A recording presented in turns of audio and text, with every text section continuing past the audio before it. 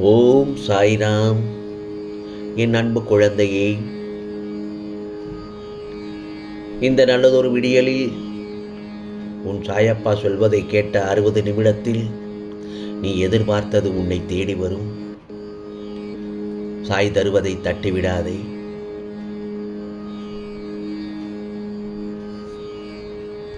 இந்த நல்லதொரு விடியலில் சீக்கிரமாகவே உன்னுடைய வாழ்க்கையின் உச்சத்தை தொடப்போகிறாய்.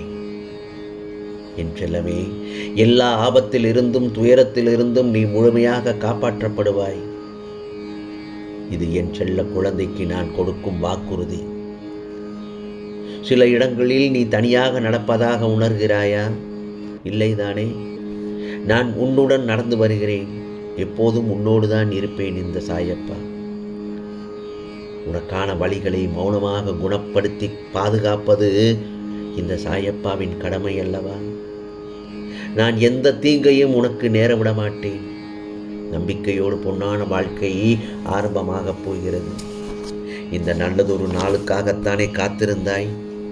அது மிக விரைவில் என்னுடைய ஆசீர்வாதத்துடன் வரும் காலம் எல்லாம் மகிழ்ச்சி என்னும் சப்தம் மனதில் ஒலித்து கொண்டே இருக்கும்.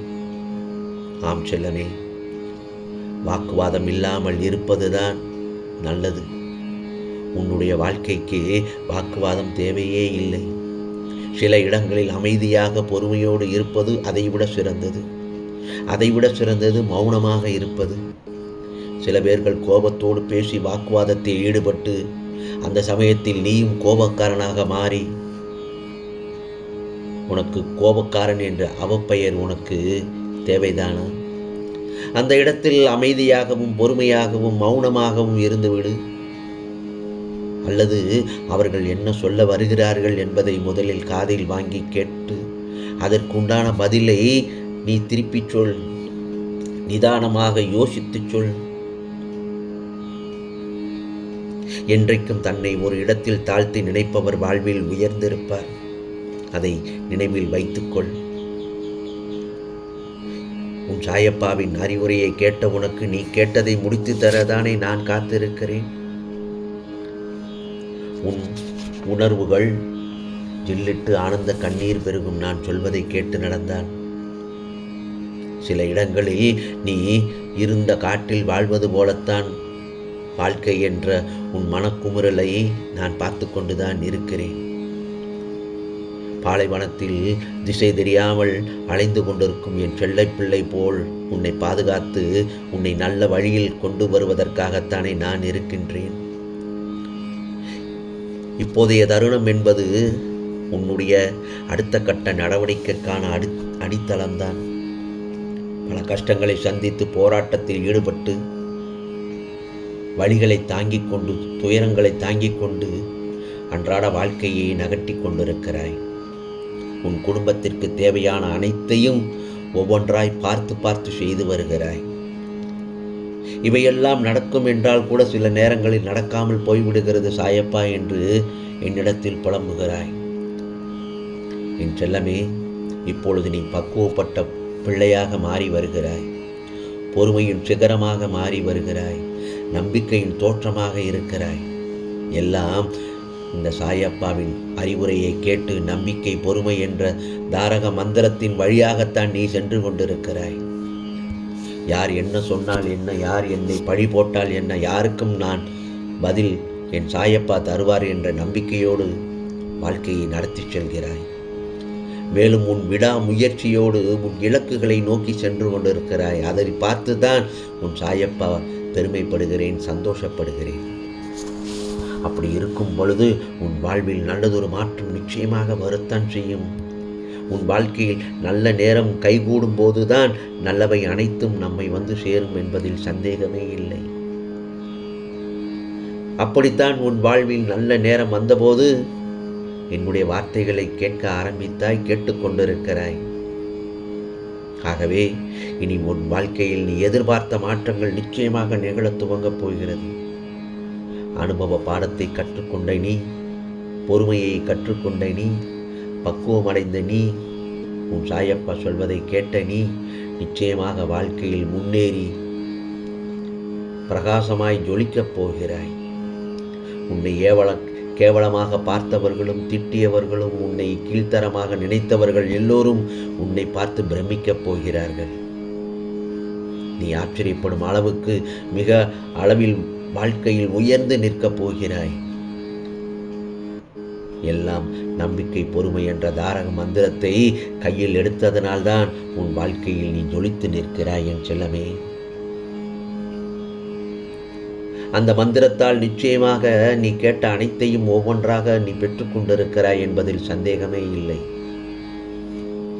சில இடங்களில் நீ கஷ்டப்படும் போது பொறுமை காத்தாய் அல்லவா? அதனால் அந்த சமயத்தில் உனக்கு நான் துணையாக நின்றேன்.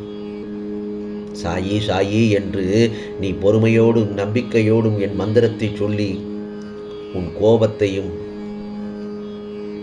கேவலமான அவச்சொல்லையும் தாங்கிக் கொண்டு நிம்மதியாக என் அந்த நேரத்தில் பொறுமை காத்தாய் அல்லவா?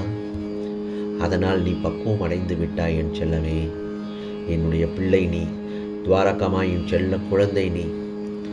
சில நேரங்களில் வாழ்க்கை இப்படியே இருந்து விடுமோ சாயப்பா என்று உன் மனதுக்குள்ளேயே என்னிடம் பேசி கொண்டிருந்தாய். நான் கஷ்டப்படுகிறேன் சாயப்பா, வாழ்க்கை இதோடு என் வாழ்க்கை முடிந்து விடுமா என்றெல்லாம் நீ கேட்டாய். ஆனால்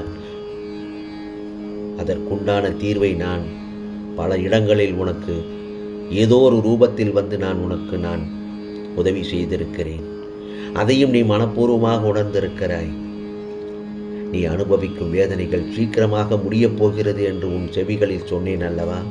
உன் மனதிலும் இல்லத்திலும் இருள் நீங்கி வெளிச்சம் வரப்போகிறது என்று சொன்னேன் அல்லவா?